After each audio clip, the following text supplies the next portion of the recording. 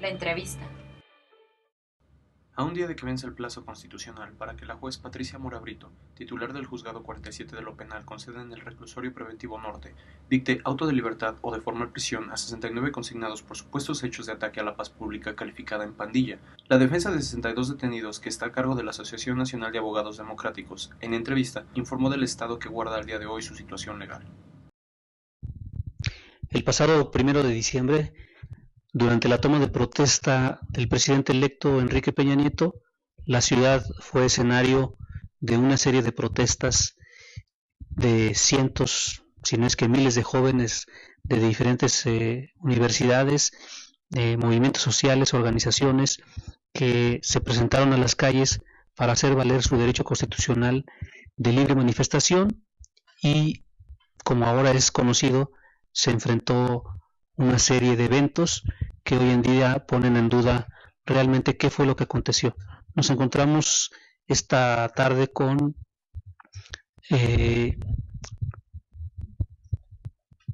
Miriam Pascual Jiménez. Miriam Pascual Jiménez. Ella pertenece a la Asociación Nacional de Abogados Democráticos, organismo que se ha dedicado a presentar la defensa de los jóvenes que se encuentran en estos momentos detenidos, que es quien ha prestado la asesoría jurídica y ha asistido a todos estos jóvenes en sus declaraciones. Miriam, la ley que regula el uso de la fuerza pública, tanto a nivel federal como a nivel de la ciudad, establecen como principios elementales para su aplicación la racionalidad y la proporcionalidad. ¿Podría decirse que fue cumplido estos principios? No, claro que no. No solamente esta ley. Debemos recordar que el año pasado se hizo una reforma constitucional en donde los tratados internacionales en materia de derechos humanos pues son equiparables, ¿no? A la misma Constitución. Ya no están, como lo decía la Suprema Corte de Justicia, que estaban subordinados. Entonces, en este sentido, nosotros estamos aludiendo al principio básico de Naciones Unidas, a los principios básicos para el uso de la fuerza para servidores a cargo de hacer cumplir la ley, que fue ratificada en 1994 por México. Este documento maneja no solamente esos dos principios, maneja el principio de necesidad, es decir, que sea estrictamente necesario en una situación obviamente de riesgo, en donde esté en riesgo la población, etcétera, ¿no? Donde sea absolutamente necesario y no haya otra opción, ¿no? El principio de proporcionalidad, es decir, que la persona que está siendo sometida o el grupo que está siendo sometido, el servidor público utilice la fuerza de acuerdo a la del enemigo, ¿no? Y la legalidad, es decir, que haya fundado y motivado este uso de la fuerza por parte de la autoridad, ¿no? En ese sentido, pues obviamente no se cumplen ninguno de los tres. Aquí hubo la participación de dos autoridades distintas, ¿no? Que es la federal por parte de la Policía Federal y la del Distrito Federal por parte de la Policía del DF. Y en ambos casos, pero sobre todo también en la federal, se da esta situación de desproporcionalidad. Y quiero decirlo, en México, por lo menos durante este año, nosotros como Asociación Nacional de Abogados Democráticos estamos llevando también la defensa de otros casos en Michoacán, en el caso de los estudiantes, y sí nos preocupa bastante que, por ejemplo, en el operativo del 15 de octubre, se utilizaron estas mismas armas que son con balas de goma. Logramos encontrar armas en el interior de la normal rural de Tiripetío y son armas de alto calibre, armas largas.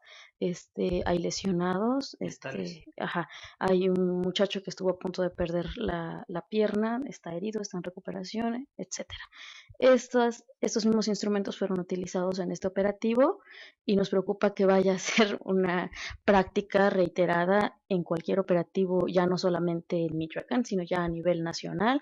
En Michoacán gobierna el PRI, entonces ahorita con la llegada de Peña Nieto tenemos bastante preocupación porque esta sea una práctica reiterada por parte de la autoridad en donde se le dé prioridad al uso de la fuerza para solucionar conflictos de tipo político, más allá de la situación de generar diálogo y generar acuerdos, ¿no? Con el descontento social. ¿Cómo asumir que en una ciudad, la Ciudad de México, gobernada por un partido político que se asume como democrático, ocurren eventos en los que, hasta donde se sabe, por lo que se ha dado a conocer por parte de los familiares y los jóvenes, se realicen detenciones, eh, encapsulamientos, es decir, se prive de la libertad a un número de personas sin que exista un motivo aparente? Eh, ¿Cómo poder interpretar esto? Y finalmente se sabe que las acusaciones, en este caso del gobierno de la Ciudad de México, por medio de la Secretaría de Seguridad Pública del Distrito Federal, se basan en el testimonio de 4 personas que reconocen a las personas según su dicho, no obstante que hay personas que son detenidas en diferentes lugares y en diferentes momentos. ¿Qué nos podría decir acerca de esto? Pues son varias cosas, ¿no? Es la parte política, la parte de las instituciones, es también la parte jurídica y es la parte mediática. En la parte jurídica, realmente nosotros quedamos un tanto sorprendidos. Este tipo de delitos, el que se les está adjudicando a las personas detenidas es el de la alteración a la paz, que es el artículo 322 del Código Penal del Distrito Federal, que se encuentra junto al de sedición y junto al de motín, ¿no? Nosotros hemos logrado encontrar el proyecto inicial de la reforma a este código, a este artículo, y no se llamaba, en el proyecto no estaba diseñado para llamarse alteración a la paz, sino terrorismo. Entonces, la configuración de estos tipos penales jurídicamente a nivel internacional son tipos penales políticos, ¿no? Vemos con preocupación cómo en la Ciudad de México, que precisamente se jacta de tener un discurso democrático, accesible, con respeto a derechos humanos, donde supuestamente la policía es una policía de vanguardia a nivel internacional. Debemos recordar los recientes premios que ha recibido Ebrard respecto a seguridad pública en la Ciudad de México, pues dejan mucho, no hay congruencia en ese aspecto, ¿no? Entonces, nos preocupa mucho que existan esta especie de delitos contemplados en el Código Penal del Distrito Federal, sobre todo porque el tipo penal que se les está adjudicando dice, al que genere daño en las cosas, en las personas, con la finalidad de, o se movilice con la finalidad de presionar a una autoridad, se le impondrán de 8 a 30 años de prisión. Cuando el daño en las cosas está protegido por lo que es el daño en propiedad ajena, lo que en daño a las personas, lo que son las lesiones, y no se les está juzgando por esto, ¿no?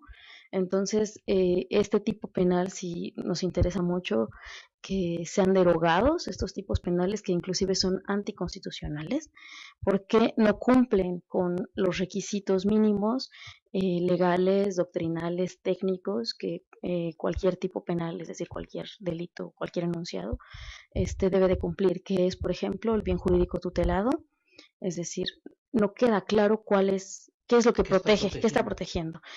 Tampoco queda muy claro cuál es el sujeto pasivo, ¿no? Es decir, quien recibe la agresión, tampoco el sujeto activo. Es decir, todos los elementos normativos no están claros, ¿no?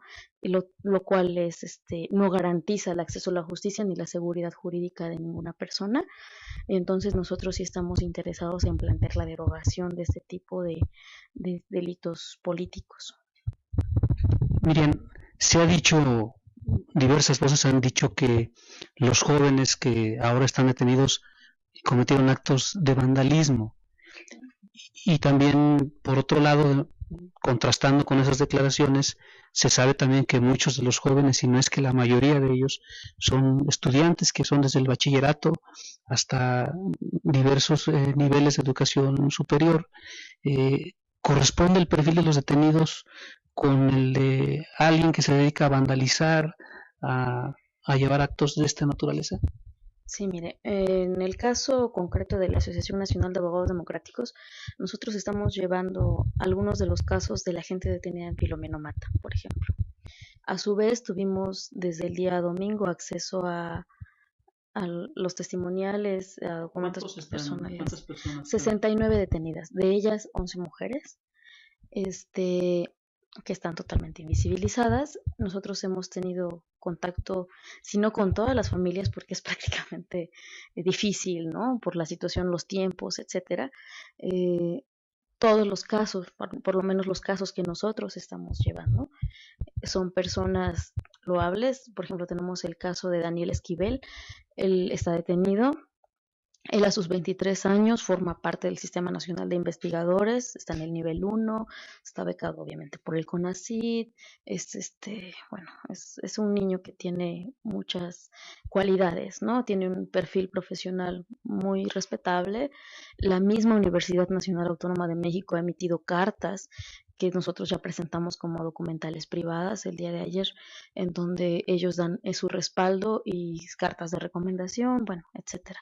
Y en el caso de Daniel Esquivel, por ejemplo, él va caminando en Reforma, sí, con la intención de manifestarse, porque es un derecho también, la gente está sancionada por manifestarse, y lo detienen los policías, lo llevan a un Oxxo.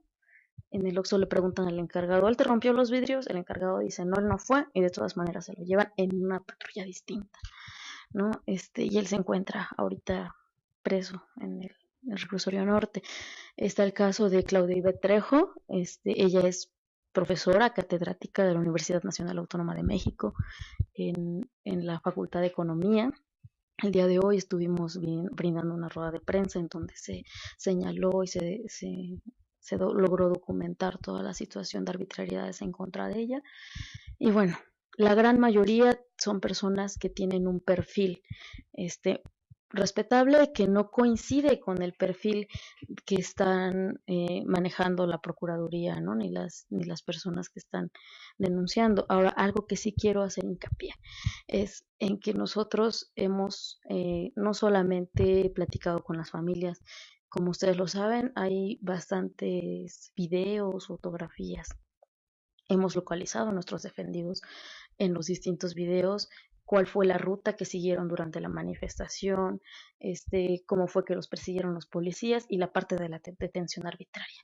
Es algo que hemos logrado hacer y que nos demuestra nuevamente la inocencia de varias personas, pero también lo más importante es que dentro de este análisis que hicimos de videos nos dimos cuenta que la gente que realizó los disturbios es gente con un guante negro, con un pantalón khaki y gente encapuchada.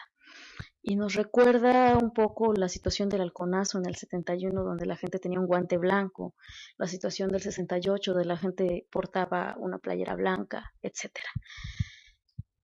Y casualmente ninguna de las personas detenidas fue detenida con esta vestimenta, ¿no? Ahora, otra cosa que logramos visualizar fue la situación de que todos portan las mismas cadenas, portan las mismas botas, entonces pareciera que compraron como en serie, ¿no? Los instrumentos con los cuales se generaron los disturbios. Ahora también es importante señalar que no todas las empresas que fueron afectadas levantaron su denuncia. Bien, en el caso de demostrarse que hubo detenciones sin que las personas hubiesen participado en estos eventos, la autoridad estaría cometiendo algún tipo de delito, y de ser así, ¿qué sanción prevé nuestras leyes y qué acciones corresponderían a los jóvenes estudiantes y a sus familias que evidentemente, de demostrarse que no participaron en estos eventos y aún así fueron detenidos? ¿Qué debemos hacer? Porque un clamor que se está generando en muchos lugares es que, si bien es importante que se logre dar con los que participaron realmente en estos eventos y se les pueda poner frente a las autoridades, también es importante que el Estado garantice el derecho que tienen las personas a la libre manifestación. Así es. Bueno, en este sentido, nosotros dentro de la estrategia jurídica no estamos planteando solamente la parte de la liberación de los inocentes, ¿no? Sino a largo plazo seguir documentando esa situación y pedir el castigo de las personas responsables, ¿no? Tanto servidores públicos que ordenaron y diseñaron el operativo como los que lo ejecutaron. En este sentido, se han cometido una serie de delitos como son el abuso sexual, como son el uso excesivo de la fuerza, el abuso de autoridad y el más preocupante, el de tortura, ¿no? No te podría dar una situación de una sanción específica porque como Cada puedes tipo ver, penal tiene exacto, exacto, se tiene que ser una cuantificación, una investigación, etcétera. Pero nosotros sí vamos a proceder con esta parte de interponer las denuncias para que se generen las averiguaciones previas y que se generen las investigaciones. Aquí es importante señalar también que desde el primer momento nosotros como Asociación Nacional de Abogados Democráticos pedimos reuniones con el procurador porque precisamente este caso, técnicamente hablando, no hay elementos, ¿no? No hay elementos para culpabilizar o responsabilizar a esas personas. El día martes en audiencia, donde presentamos testigos y donde estuvimos los abogados en el juzgado 47, que es donde está integrada la causa penal, se presentaron 3 videos que son los que la Secretaría de Seguridad Pública utiliza, ¿no?, para señalar. Y en estos videos no se logra identificar a ninguna persona. La misma juez no identifica a nadie. Inclusive los videos son de muy mala calidad y uno de ellos es un programa de Milenio, ¿no? Entonces, también la situación es que desde el principio la Procuraduría no tuvo como esa disposición de arreglar el asunto. ¿Por qué nosotros pedimos esta reunión?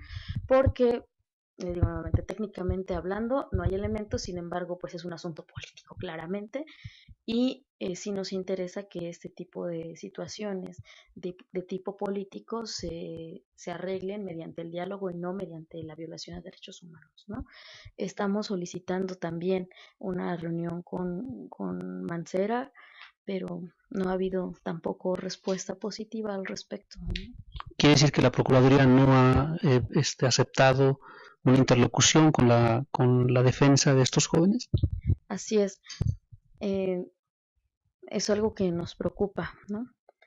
Pero le digo nuevamente, nosotros seguimos como en esa situación, en esa disposición como defensa de establecer diálogo con quienes sí hemos tenido un poquito más de coordinaciones con el presidente del Tribunal Superior de Justicia. Ha habido un poquito más de acercamiento, como de preocupación por su parte, ¿no? Y con la Comisión de Derechos Humanos del Distrito Federal. Uh-huh. Finalmente, es posible que, como en otros tiempos que ha vivido el país, puedan fincarse acusaciones, puedan encarcelarse personas con testimonios falsos, con detenciones arbitrarias, en un mundo como el que vivimos ahora, en una ciudad como la que vivimos ahora, en la que incluso resulta irónico que se presenten 3 videos cuando nuestra ciudad tiene miles de cámaras de manera estratégica en calles, avenidas, Avenida Juárez, Congreso de la Unión, no se diga las demás calles en las que se realizaron detenciones. ¿Es posible esto?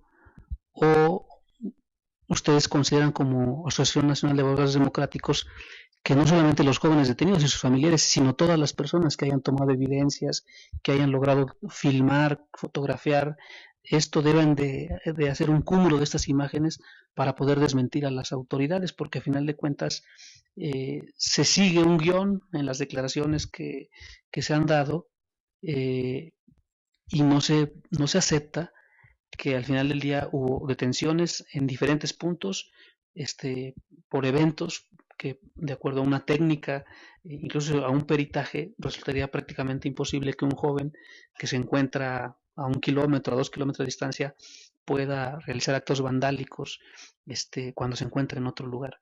¿Qué podemos decir y señalar al respecto? ¿Y qué llamado haría usted a la ciudadanía, a los habitantes de la ciudad, para que no permitan que esto suceda? Sí, bueno, aquí sí quiero hacer hincapié en que toda esta parte de la documentación médica, de la recabación de testimonios, etcétera, se está coordinando con la Liga Mexicana por la Defensa de los Derechos Humanos. Nosotros, como Asociación Nacional de Abogados Democráticos, junto con la LIMED, pertenecemos a la Red Nacional de Alerta Temprana, que está conformada por alrededor de 9 organizaciones a nivel nacional, y En este sentido, estamos coordinando esa parte de la documentación, ¿no? De la documentación de los casos. Esto va para largo, ¿no? La intención es también presentar un informe independiente como organizaciones no gubernamentales y presentarlo a los distintos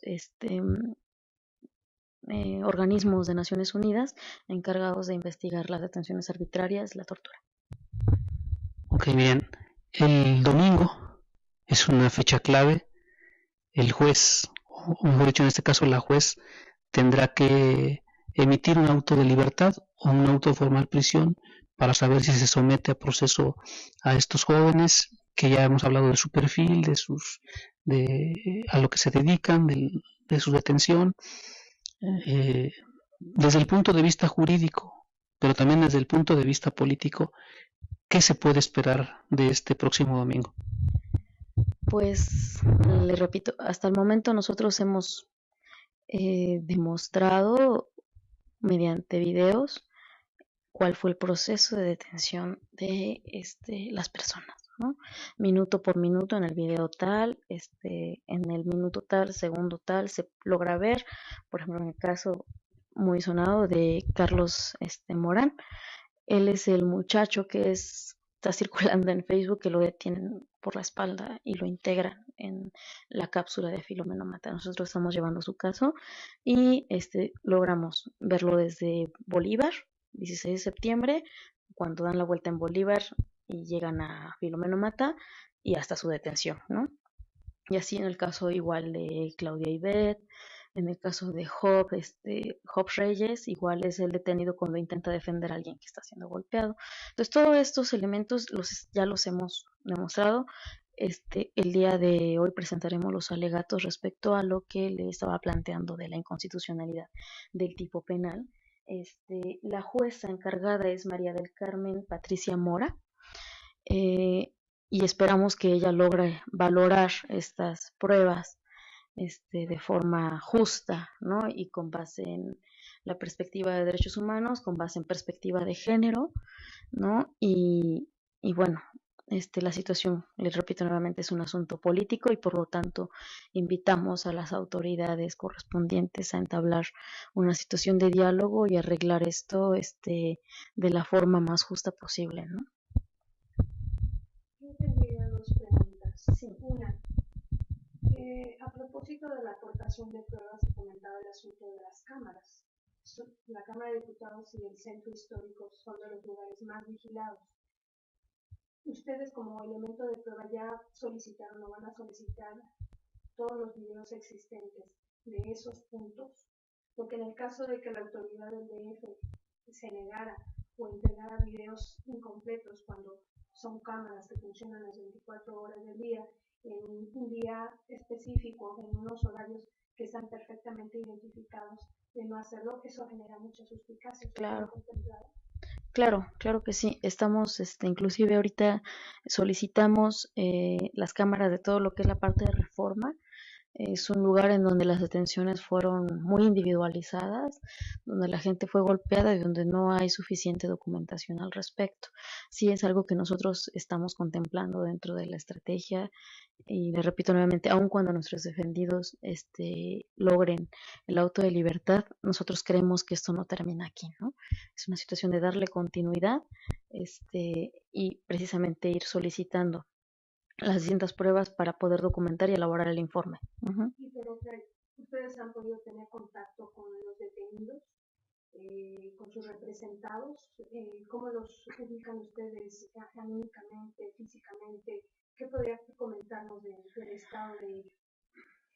Bueno, ellos refieren que cuando llegaron ahí recibieron una especie de tratos crueles en el patio. Durante el traslado, desde que ellos son detenidos hasta que los trasladan al Ministerio Público, muchos de ellos sufrieron tratos crueles también, humillaciones, los encimaron, los golpearon, no solo en la detención, sino en el traslado, ¿no? Y de ahí cuando les consignan y son trasladados al penal, igual nuevamente sufren tratos crueles. En el penal algunos refieren situaciones de tortura. Esto no está al 100% documentado, por lo tanto no puedo hacer una afirmación contundente, ¿no? Sin embargo, ya se está investigando esa situación. Hay alrededor de 5 presunciones de tortura dentro del penal. Los hemos visto en audiencia.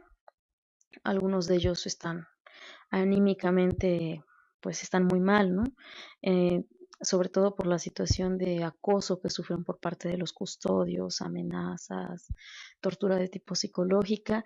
Y aquí es importante resaltar que las familias también, la situación de la existencia de un preso político implica la ruptura de las dinámicas y de distintas afecciones psicosociales, no solo en él, sino en la familia en general. El día de ayer, las familias se acercaron a mí llorando en crisis porque habían recibido un maltrato en el interior del penal, ¿no? Una de ellas me refiere que le pidieron dinero para lograr entrar. Entonces sí hay una serie de irregularidades en ese sentido que igual se interpondrán las quejas pertinentes y se solicitará la investigación respectiva. Las mujeres, el hecho ya de haber sido víctimas de una detención indebida, ilegal, pero para las mujeres esto se agrava. Claro, manejándolo desde una perspectiva de género, se ha manejado inclusive dentro de los medios la situación de los detenidos, ¿no?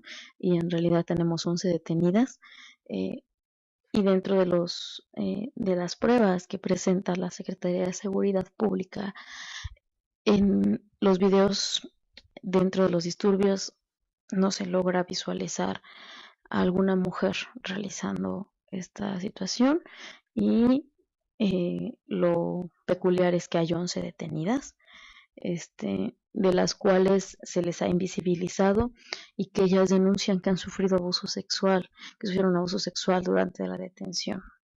Contamos con el testimonio de 8 de ellas. Entonces esta situación de la condición femenina siempre en todas las situaciones agrava las violaciones a derechos humanos por el simple hecho de ser mujer, ¿no? Entonces en este sentido también estamos preocupados por la situación que sufren las detenidas, respecto a que tampoco se ha dado como la atención debida, ¿no? Específicamente en su condición, pues las situaciones de alineo, etcétera, pues tienen que ser específicas también, ¿no? Por la situación menstrual, ¿no?